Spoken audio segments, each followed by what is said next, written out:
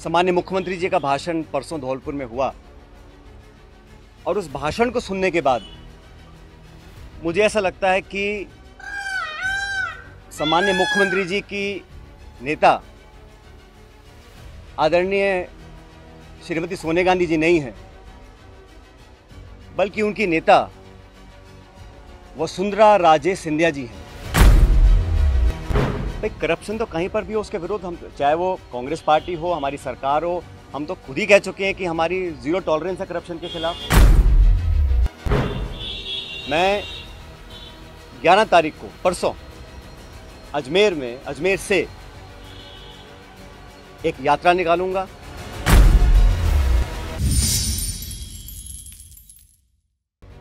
एक बात तो और स्पष्ट हो गई है,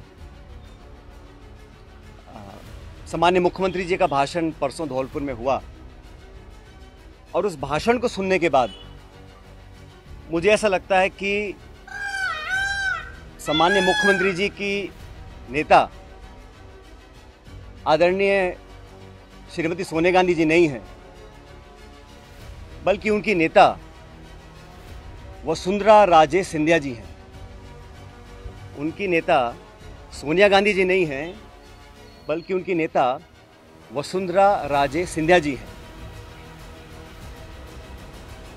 और एक तरफ ये कहा जा रहा है कि हमारी सरकार को गिराने का काम भाजपा कर रही थी, दूसरी तरफ कहा जाता है कि सरकार को बचाने का काम वसुंधरा जी कर रही थी। तो ये जो विरोधाभास है, इसको समझाना चाहिए। आप कहना क्या चाह रहे हैं, ये स्पष्ट कर देना चाहिए। आप सबको मालूम है, सरकार बनने के बाद मैं प्रदेश का उप मुख्यमंत्री था, प्रदेश अध्यक्ष था, और 2020 में देशद्रोह, राष्ट्रद्रोह के मुकदमे में मेरे पर कार्रवाई करने की कोशिश की गई थी। अनेक ऐसे प्रकरण हुए और हम सब लोग, और मैं स्पष्ट करना चाहता हूं कि मैं और हमारे कुछ साथी सरकार में नेतृत्व परिवर्तन चाहते थे। अपनी बात को लेकर हम दिल्ली भी गए और अपनी बातों को रखा। उसके बाद अखिल भारतीय कांग्रेस कमेटी ने लगातार चर्चाएं हुई और आज वो दुनिया में नहीं है, स्वर्गीय अहमद पटेल साहब, लेकिन उनके माध्यम से सब नेताओं से मुलाकात हुई और एक कमेटी का गठन हुआ, AICC ने किया। उसमें माखन साहब, वेणुगोपाल जी और अहमद पटेल जी सदस्य थे और उस कमेटी का एक काम था। और कमेटी जब गठन हुआ उस समय हम सबकी बात सुनकर हमारी बातों को एक्सेप्ट किया गया और एक रोड मैप तैयार किया गया। बहुत सारी बातें उसमें थी, मैं उसका उल्लेख नहीं करूँगा, लेकिन कमेटी का गठन हुआ और उसके बाद से हम सब ने, चाहे वो राज्यसभा के चुनाव हों, चाहे विधानसभा में मतदान हो, पार्टी का प्रचार हो, कांग्रेस को मजबूत और ताकतवर बनाने के लिए हम सभी साथियों ने जी जान से कोशिश की और मेहनत की। और 2.5 साल का जो कार्यकाल निकला वो इस बात का प्रतीक है। अनुशासन तोड़ने का काम कभी भी किसी ने नहीं किया। मुझे बहुत कुछ कहा गया, कोरोना, गद्दार, निकम्मा आदि, और जो ये आरोप परसों लगाए गए, ये 2.5 साल से मैं आरोप सुन रहा था, लेकिन हम अपनी पार्टी को और सरकार की छवि को नुकसान नहीं पहुंचाना चाहते थे। इसीलिए मुझे लगा कि जो प्रकार का भाषण दिया गया, मैंने पहली बार देखा कि अपनी सरकार को, अपने ही विधायकों को, अपने नेताओं को बेइज्जत और बदनाम करने का काम हो रहा है। कांग्रेस के विधायकों को तो बदनाम करने का काम हो रहा है और भाजपा के नेताओं का गुणगान हो रहा है। ये समझ से परे है। इस प्रकार का जो काम हुआ वो बड़ा गलत है। और हम सब लोग जो दिल्ली में गए थे अपनी बात को रखने के लिए, किन लोगों पर आरोप लगाए जा रहे हैं? ऐसे लोग जो पब्लिक लाइफ में 30, 40, 45 साल से हैं। 3 दिन पहले मैं बाड़मेर में था, सम्मानी हेमाराम जी 1980 से विधायक, उनकी क्या छवि है, मतदाता, पब्लिक, उनके क्षेत्र के लोग उनको अच्छी तरह जानते हैं, उनकी क्या क्रेडिबिलिटी है और क्या पब्लिक लाइफ में उनका अब तक का इतिहास रहा। ओला साहब, जिनके स्वर्गीय पिताजी 1957 से चुनाव लड़ रहे हैं, बड़े बड़े पदों पर रहे, और हेमाराम जी ने तो अपने नौजवान बेटे की मौत में और याद में एक छात्रावास बनाया है। 100 करोड़ की ज़मीन तो उनकी बाड़मेर में निजी ज़मीन को उन्होंने दान किया समाज के लिए, लोगों के लिए। पैसा इकट्ठा कर 22 करोड़ का एक हॉस्टल बनाया 150 बच्चों के लिए, गरीब बच्चों के पढ़ने के लिए। इन सब लोगों पर इस प्रकार के आरोप लगा देना मैं समझता हूँ बहुत गलत है, बहुत निंदनीय है, और मैं सिरे से इन बेबुनियाद और झूठे आरोपों को नकारता हूँ। बहुत से साथियों को मंत्री बनाया सरकार के अंदर, बड़े बड़े पद दिए गए, कोई चेयरमैन है, कोई कॉर्पोरेशन में मेंबर है, कोई पार्टी के पदों पर बैठे हैं। 3 साल हो गए। ऐसे लोग जो पब्लिक लाइफ में रहे, जिन्होंने अपना नाम कमाया, जिनकी एक साख है, उन पे आरोप लगा देना कि आप चंद रुपए में बिक गए, मैं इसको बहुत गलत मानता हूं। और 3 साल से कोई कार्रवाई आपने नहीं करी, ये बहुत बड़ा सवाल उठता है।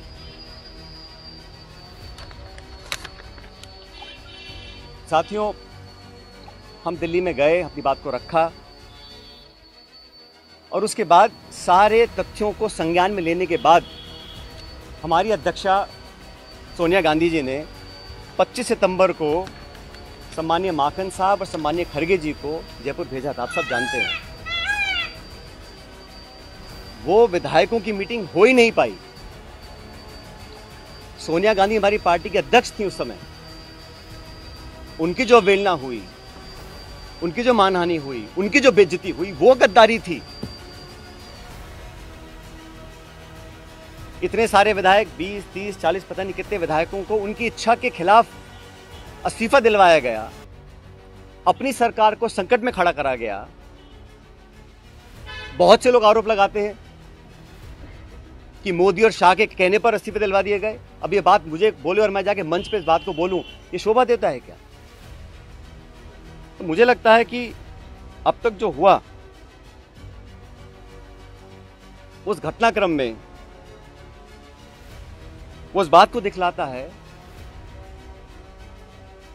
अनुशासनहीनता किसने करी, पार्टी का डिसिप्लिन किसने तोड़ा, और सही मायने में संगठन को और सरकार को कौन मजबूत कर रहा है, कौन कमजोर कर रहा है। और अपने नेताओं को खुश करने के लिए बहुत सारे लोग तरह तरह की बातें करते हैं। कोई किसी की चुगली करता है, किसी की चुगली करता है। मुझे बहुत सारे लोग आके बहुत सारी बातें बोलते हैं कि यहाँ हजारों करोड़ का घोटाला हो गया, यहाँ ये स्कैम हो गया। इन्हीं बातों को मैं मंच पर आकर उनका बखान करूं, ये शोभा नहीं देता, ये गंभीर राजनीति का परिचय नहीं है।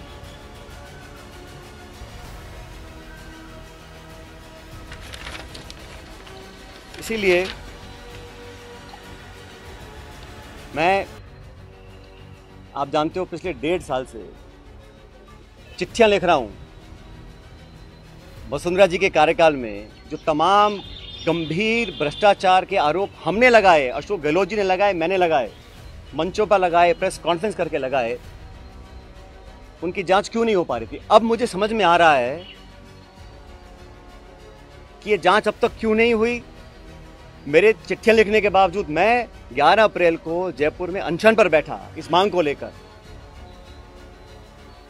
लेकिन अब मैं नाउम्मीद हूं क्योंकि तथ्य सामने आ रहे हैं। कार्रवाई क्यों नहीं हो और क्यों नहीं होगी, ये बात भी स्पष्ट हो चुकी है। इसलिए मैं ऐसा मानता हूं कि हम लोग जो पब्लिक लाइफ में हैं, जनता ही भगवान है, और जनता जनार्दन के सामने हम सबको नतमस्तक होना पड़ेगा। मैंने करप्शन की इशू को लगातार उठाया, पहले भी उठाया, आज भी उठा रहा हूं, आगे भी उठाता रहूंगा। जब जब मैं वसुंधरा जी के करप्शन की बात करता हूं, या जो पेपर लीक हुए जिसमें लाखों बच्चों के भविष्य पर सवाल चिन्ह खड़े हो गए, पे कोई जवाब नहीं आता। इसलिए साथियों, मैंने निर्णय लिया है कि आरपीएससी, जहां से कई सारे पेपर लीक हुए, बहुत सारी वहां पे खबरें आई कि वहाँ पर तमाम भ्रष्टाचार हो रहा है। अजमेर स्थित आरपीएससी है। मैं 11 तारीख को परसों अजमेर से एक यात्रा निकालूंगा। जनता के बीच जाकर जनता की आवाज़ सुनेंगे, जनता के मुद्दों को उठाएंगे। और जैसा मैंने शुरू में कहा, जनता जनार्दन है, तो जनता के बीच जाना हम सबका दायित्व बनता है। और जो करप्शन के इश्यूज़ हैं, जो नौजवानों के इश्यूज़ हैं, जो पेपर लीक और पेपर कैंसिल के और नौजवानों के हितों से जुड़े मुद्दे हैं, उनको उठाकर मैं एक जन संघर्ष यात्रा निकालने जा रहा हूं, जो 11 तारीख को शुरू होगी अजमेर से और जयपुर की तरफ हम लोग आएंगे। लगभग 125 किलोमीटर की यात्रा है। जन संघर्ष यात्रा लोगों के हितों के लिए, करप्शन के खिलाफ, नौजवानों के संरक्षण के लिए। उनकी आवाज़ को हम सुनेंगे, उनकी आवाज़ को बुलंद करेंगे। और मैं समझता हूं कि सही निर्णय तब लिए जाएंगे जब जनता का पूरा हमारा साथ होगा, जनता का पूरा प्रेशर होगा। पद यात्रा है, जन संघर्ष पद यात्रा 11 मई को मैं अजमेर से शुरू करूंगा और हम जयपुर आएंगे। लगभग 5 दिन का समय इस यात्रा में लगेगा।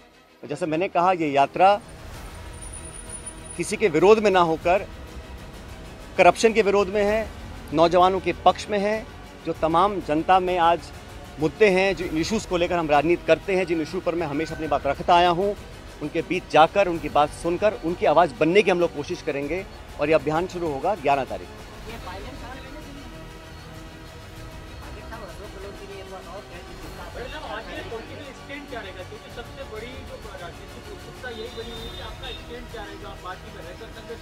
मैंने कहा ना आपको, कुछ लोग ऐसे हैं जो चाहते हैं कि कांग्रेस कमज़ोर हो, कांग्रेस में फूट पड़े। और जैसे मैंने कहा, बदनाम करने की, आरोप लगाने की, आलोचना करने की, चरित्र हनन करने की कहीं कोशिश अगर हो रही है तो उसको हम नाकाम करेंगे। हमारी पार्टी को जो लोग कमज़ोर करना भी चाहते हैं उनको हम होने नहीं देंगे। लेकिन पब्लिक इश्यूज़ पे जो मेरा स्टैंड पहले था, वही स्टैंड आज भी है और आगे भी रहेगा। और जो करप्शन हुआ, जिसको हमने सैकड़ों बार पब्लिक में उसको एक्सेप्ट किया, उस पर 4.5 साल तक हम कोई कार्रवाई नहीं कर पा रहे हैं। मैं अब समझ रहा हूं कि वो कार्रवाई हम क्यों नहीं कर पा रहे थे। कोई कारण तो होगा। मैंने चिट्ठियां लिखी, अनशन किया, आवेदन किया, आग्रह किया, बार बार किया, हाथ जोड़ कर किया। अगर कार्रवाई नहीं हो रही थी तो अब मुझे समझ में आ रहा है कि वो कार्रवाई क्यों नहीं हो रही थी। लेकिन किसी भी नेता से बड़ी जनता होती है, तो जनता के समक्ष हम जाएंगे, इन बातों को रखेंगे। और जो लाखों लाख बच्चों के पेपर कैंसिल हुए, जिनके माँ बापों ने अपना पेट काट कर उनके ट्यूशन के पैसे दिए, उनको साल 2 साल मेहनत करवाई, जो कभी ओवरेज हो सकते हैं, जिनका भविष्य के आगे उनको पता नहीं वो क्या करेंगे, जो विश्वास और जो एक क्रेडिबिलिटी होती है, अगर वो सिस्टम से ख़त्म हो जाएगी तो फिर आने वाला समय बहुत मुश्किल होगा। इन तमाम बातों को लेकर मैं जनता के बीच में जाऊंगा और लगातार पैदल यात्रा करेंगे अजमेर से 11 तारीख से।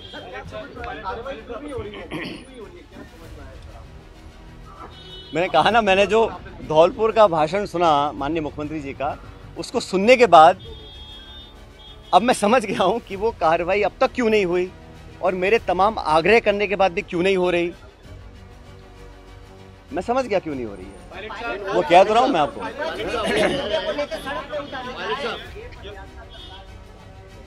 ये मैंने शुरू में कहा, ये यात्रा किसी के खिलाफ नहीं है।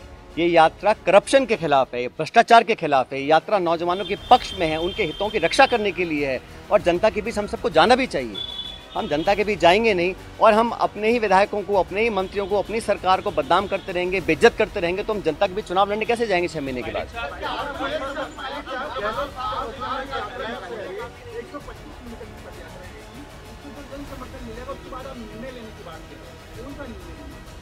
मैंने कहा है, हमें करप्शन के खिलाफ कदम उठाने हैं।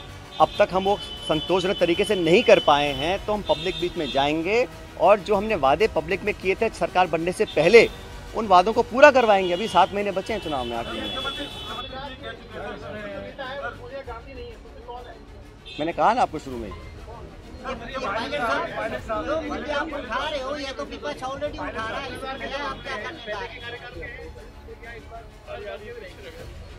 भाई करप्शन तो कहीं पर भी हो, उसके विरुद्ध हम, चाहे वो कांग्रेस पार्टी हो, हमारी सरकार हो, हम तो खुद ही कह चुके हैं कि हमारी जीरो टॉलरेंस है करप्शन के खिलाफ, उस पर हमें खरा उतरना है। और जो मुद्दे संज्ञान में आए थे, मैंने पूरा लिस्ट पिछली बार आपको किया था, उनमें से कहीं कहाँ कार्रवाई हुई है?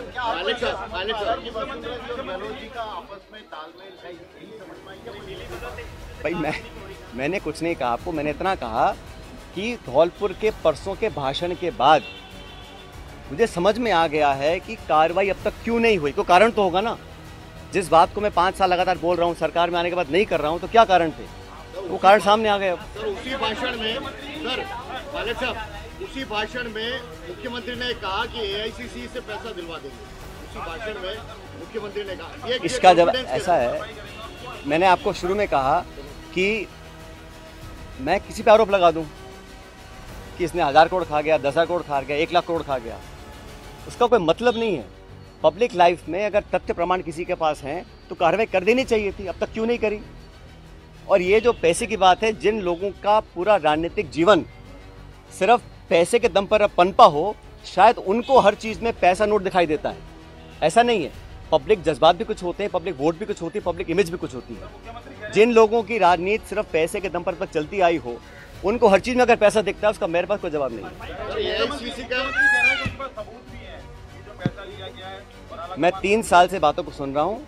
मैंने बार बार कहा है कि करप्शन के खिलाफ हम सबको लड़ना है। अगर किसी पे कार्रवाई करनी तो कर देनी चाहिए थी। इंतजार किस बात का है? और जिन लोगों पे आरोप लगा रहे हैं, समझना चाहिए उनकी 30, 40, 50 साल की राजनीति है। हम भी बड़े बड़े पदों पर रहे हैं, केंद्र में रहे हैं, राज्य में रहे हैं, निर्वाचित रहे हैं, पब्लिक के सामने काम किया है। अगर कोई उंगली उठा सकता है बता दे हमारे को। इस तरह के आरोप लगाने से, सुन ले मेरी बात,